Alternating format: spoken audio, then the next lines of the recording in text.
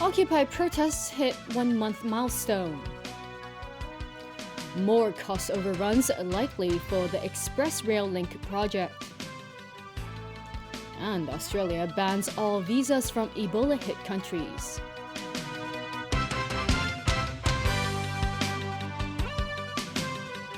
Good evening.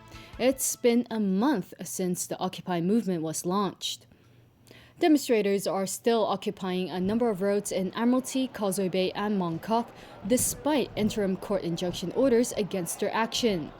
To mark the occasion, demonstrators flocked to the Admiralty protest site this afternoon and observed a moment of silence.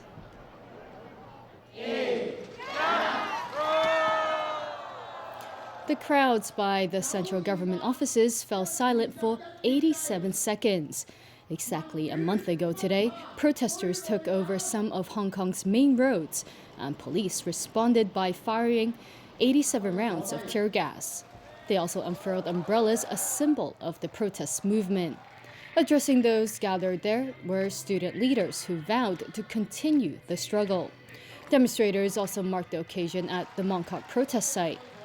Meanwhile, Occupy Central organizers Benny Tai and Chan Kim Man, both university associate professors, say they will resume their teaching duties, but they deny their decisions signal a retreat. Shoa De Silva reports.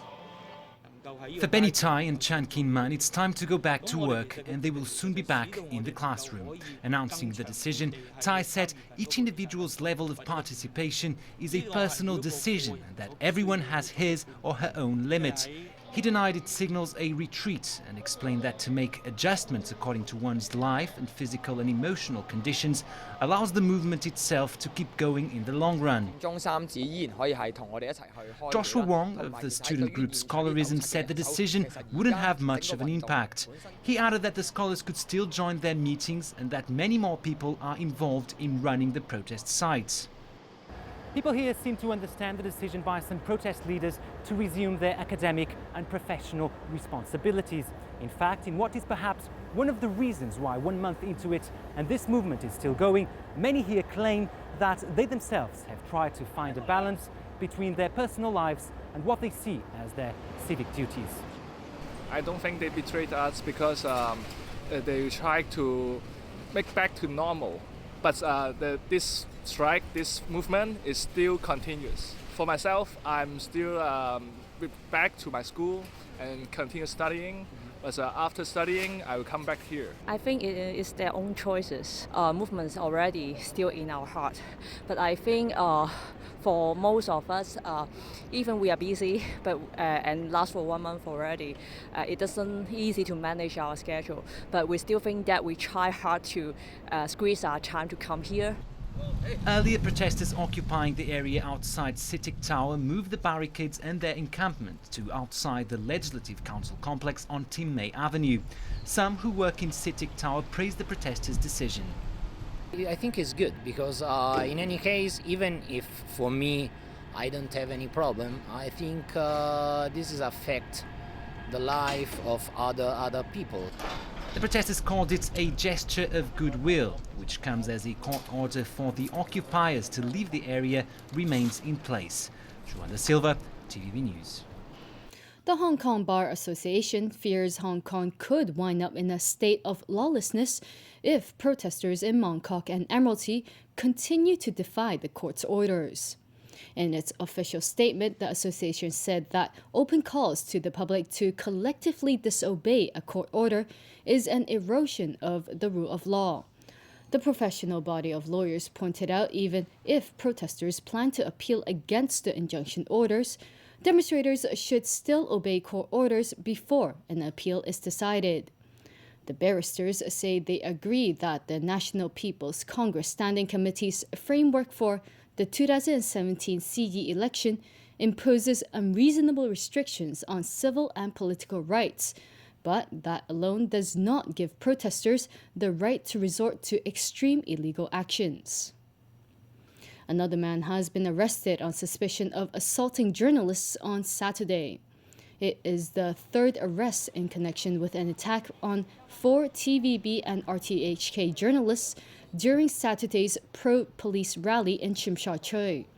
This arrest involves a 50-year-old man surnamed Choi. Chief Executive Leung Chun-ying has apologized for causing a misunderstanding when he said that sports and religious sectors do not contribute to Hong Kong society. Diane To reports. Grassroots groups held a protest outside the CE's office this morning, criticising Leung's comments for discriminating against the poor and working class. This as the CE's remarks also drew widespread criticism from those in the sports sector over the past few days. It all began with an interview that Leung had with foreign media last week, in which he warned about the dangers of populism in an election system with civil nomination of CE candidates. He was quoted as saying, "If it's entirely a numbers game and numeric representation, then obviously you'd be talking to half of the people in Hong Kong who earn less than $1,800 a month." On Saturday, at a ceremony held for local athletes returning from the Incheon Asian Paragames, he tried to explain that it was about balanced participation. And he cited an example saying the sports and religious sectors are represented in the electoral system even though they offered no economic contribution. Speaking before the weekly Executive Council meeting, Leung said he needed to clarify what he really meant. For causing concern and misunderstanding in the grassroots sports and religious sectors, I'm sorry, Leung said. He said he was referring to balanced participation and broad representation as required by the Basic Law to reflect the social functions of different sectors in society, whether or not there are many people or much economic contribution. Diane To, TVB News. A report commissioned by the MTR Corporation reveals the cost of the high-speed rail link may rise further. Rani Samtani has more. The current price tag of the Express Rail Link project is $71.5 billion. If we look at the data from a large number of similar projects around the world, 76% of projects similar to the XRL projects have budget overruns. The XRL at present has a 10% budget overruns. Two independent experts say there is a 67% chance that the project will go over budget. This finding is inconsistent with the MTR Corporation's estimate of a 90% chance that it will stay within the budget. Analysis by the experts found that the remaining contingency funds will be exhausted before 2017. And if this is the case, the final cost would likely exceed the current estimate. The MTR Corporation previously projected that the project would be completed in 2015. The project team said there is only a 10% chance of further delays and that it is likely that the project will be completed in 2017. However, the experts now say there is a risk of delay beyond 2017. The experts explained that the delay in construction is not the result of flaws in engineering or project management, but instead it is due to a lack of adequate schedule contingency for critical contracts. The experts confirmed that flooding caused by the black rainstorm in the tunnel section of the West Kowloon terminus caused delays, but they noted that the cross-boundary tunnel is not a critical path of the project. The experts recommended a set of milestones timetable for the MTR to follow to help keep track of the progress, as well as for the MTR management to work closely with contractors and the government. Frederick Ma, chairman of the MTR Corporation's independent board committee, accepted the experts' recommendations. Their recommendations in regards to enhancing project management to de-risk the critical path contracts, enhancing budget control, enhancing reporting processes, and identifying key reporting milestones will help us to take the Express Rail Link project forward in a more transparent and timely manner. Ma also submitted recommendations to the board of directors. He stressed the importance of actively engaging with contractors to ensure commitment to opening in 2017 and for working with the government to finalize customs, immigration and quarantine facilities at the West Kowloon terminus. Rani Samtani, TVB News.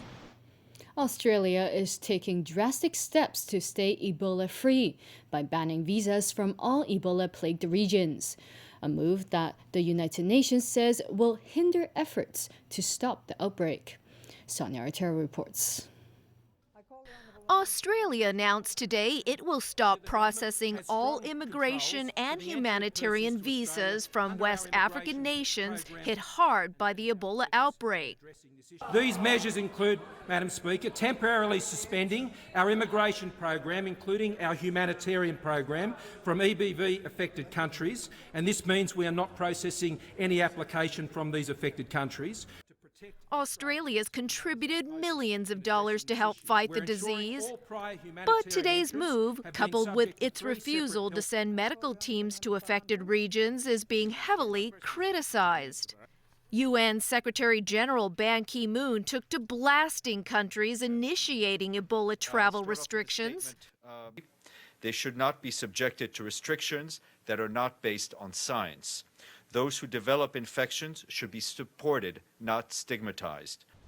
The Obama administration has sent thousands of volunteers to West Africa, but when pressed on whether they should be quarantined upon their return, the White House admitted it doesn't yet have a policy in place, but the rules should not hinder volunteers. Or that whatever policies are put in place in this country to protect the American public do not serve as a disincentive to doctors and nurses from this country volunteering. But the U.S. Army obviously doesn't agree with the Obama administration. It's already isolating all soldiers returning from Ebola missions in West Africa, even if they show no symptoms. Sonia Artero, TVB News. Palestinians are condemning a move by the Israeli government to fast-track planning for 1,000 settler homes in East Jerusalem. As James Aiken reports, the decision is also raising questions about Israel's commitment to a negotiated peace plan with the Palestinians. The pledge by Israeli Prime Minister Benjamin Netanyahu to keep planning new homes in East Jerusalem comes despite stiff international criticism and rising tensions between Jews and Arabs in the city. East Jerusalem is home to the city's most sensitive Jewish, Christian, and Muslim holy sites. Israel claims the entire city as its capital, but Palestinians want East Jerusalem as their future.